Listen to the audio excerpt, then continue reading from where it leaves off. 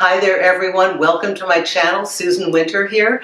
I am continuing to read your questions. Love the fact that you're sending them to me. So this is on caring too much and falling too fast. Very common, and it is correctable. But before we start, if you haven't had a chance to subscribe, please do so. Push the little button. I would really appreciate it. And if you are a subscriber, mwah, massive, massive thanks. Okay, so this is from Sasha, and Sasha, thank you very much for writing me. Sasha writes, 1. How do I stop from getting attached early on in dating? I've been out on 2 dates with a man, and I can already feel myself fantasizing and wanting his attention. 2. I continue to reach out to a man who's shown me through his actions that he's not interested in me. I can't help it, even though I always regret it afterwards and feel embarrassed. How do I stop myself from messaging him?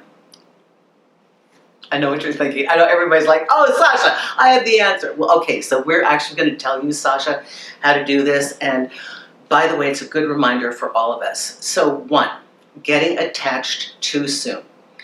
Now, Sasha, in your specific case, you have given yourself the answer in both of your 2 questions to me.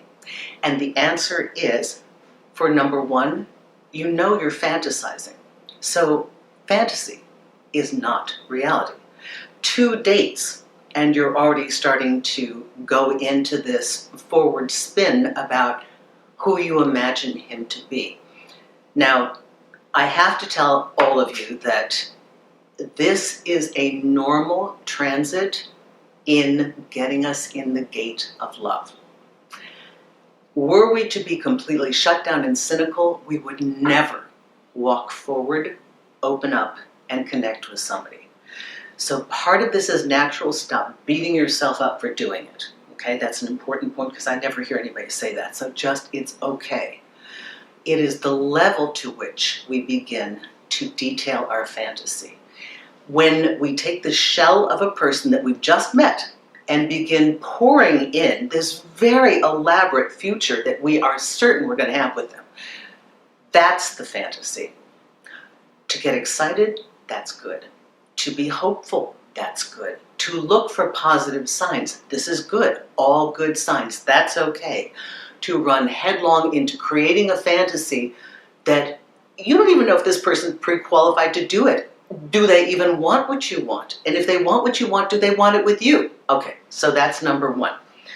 The second part that you talk about, Sasha, is how you continue to reach out to a man who clearly doesn't want you. And you say you can't help it, and you always feel terrible and regret it afterwards. And how do you stop messaging him?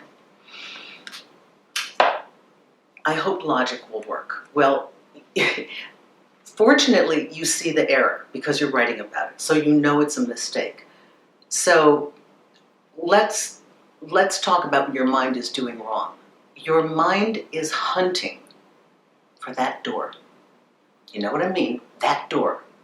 That secret door. That if I just push on this door a little bit left, there's got to be a secret door. If I push on it, then he's going to open up. I just got to find the right door. Do I move left? Do I move right? There is an answer. You think there's another alternative. You are convinced that there is another door, another option, another methodology, and yet you are doing the same thing over and over and over again. So there's not another door. It's great to think you have some ability to change an outcome. That's good. That means we have hope. That means that we feel that we're in control of our destiny. However, when it comes to creating emotions in somebody, whether they're attracted to us or not, or they want us or not, he's certainly not going to want you if you keep pestering him and having no self-esteem. And you know that.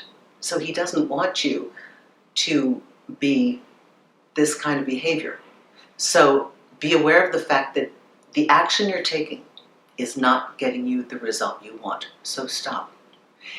Every time you catch yourself doing that, I want your mind to say, Sasha, this is not going to get me what I want. As a matter of fact, it's going to repel him from me.